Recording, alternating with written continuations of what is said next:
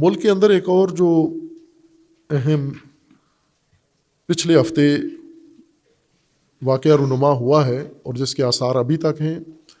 ملک بھر میں بجلی بند ہوئی ہے۔ تقریباً 48 گھنٹوں تک بجلی پورے ملک میں نہیں تھی۔ ظاہر جامعہ میں رہنے والوں کو احساس نہیں ہوا، چونکہ یہاں پر بجلی کا متبادل انتظام ہے، انہیں پتہ بھی نہیں چلتا کہ لوڈ شیڈنگ کتنی ہو رہی ہے یا بجلی باقی ملک میں کیا ہے۔ 48 گھنٹے پورے ملک میں بجلی نہیں تھی کسی بھی جگہ پر، اور یہ ایک بہت ہی خطرناک ترین پیغام ہے اس کے اندر۔ یہ بھی وزیر بجلی نے یہ بیان دیا ہے کہ احتمال ہے کہ یہ تخریب کاری ہوئی ہے، چونکہ بجلی کا نظام پوری دنیا میں اس وقت ٹیکنالوجی کے ذریعے سے چل رہا ہے، آئی ٹی ٹیکنالوجی کے ذریعے سے، اور سارا سسٹم ان کا کمپیوٹر سے کنٹرول ہوتا ہے اور آن لائن ہے۔ جس طرح ایران میں کچھ عرصے تک یہ تخریب کاری ہوتی رہی کہ ایران کے بجلی کے سسٹم میں اسرائیل گھس جاتا تھا اور وہاں تخریب کی اس نے، ان کی کئی ریفائنریوں کو آگ لگائی اسرائیلی بندوں نے، ایٹمی جو پلانٹ تھے ان کے اندر تخریب کاری ہوئی، ان کے سائنسدان مارے۔ بہرکیف ایران کے اندر یہ زیادہ دہشت گردی ہوئی ہے، اور اب پاکستان میں تجربہ ہوا ہے۔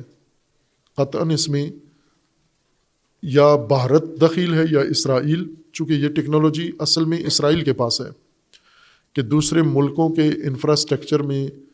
گھس کر ان میں تخریب کرنا اور ان کا کنٹرول سنبھال لینا، ان کے سسٹم کو۔ ایران میں تو قومی ٹی وی کو انہوں نے ہیک کر لیا،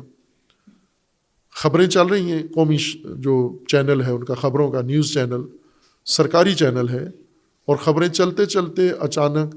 اس میں رہبر کے خلاف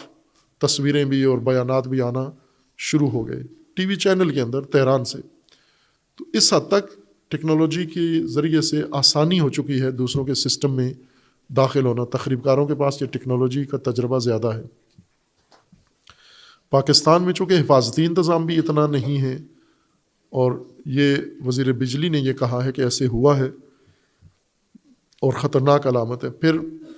ان کے پاس اس بجلی کو بحال کرنے کی تیاری یا آمادگی نہیں تھی۔ ملک اتنی دیر تک تاریکی میں ڈوبا رہا ہے۔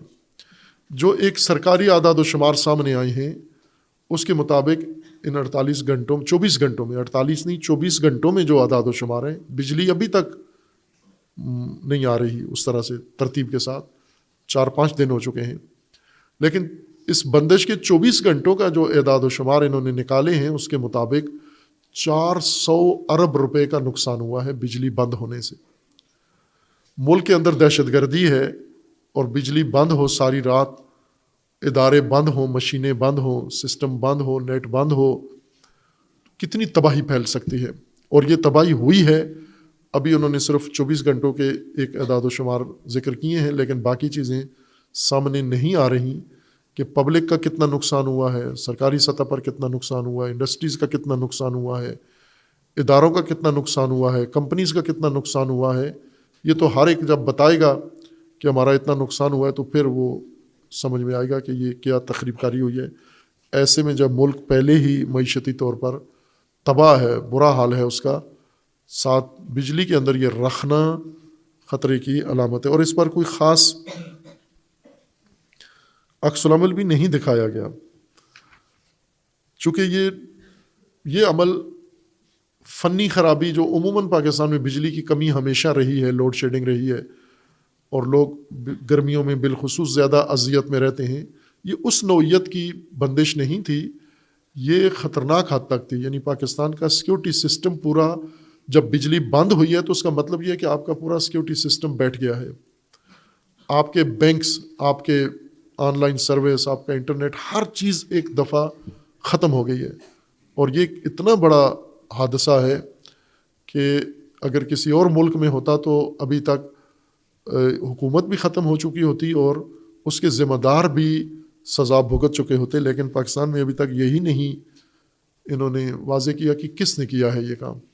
ذمہ دار کون ہے، چونکہ سیاست اور اقتدار کے پیچھے لگے ہوئے ہیں، اور ملک کے اندر اتنے بڑے خطرات سیکیورٹی کے اور سلامتی کے پیدا ہو رہے ہیں۔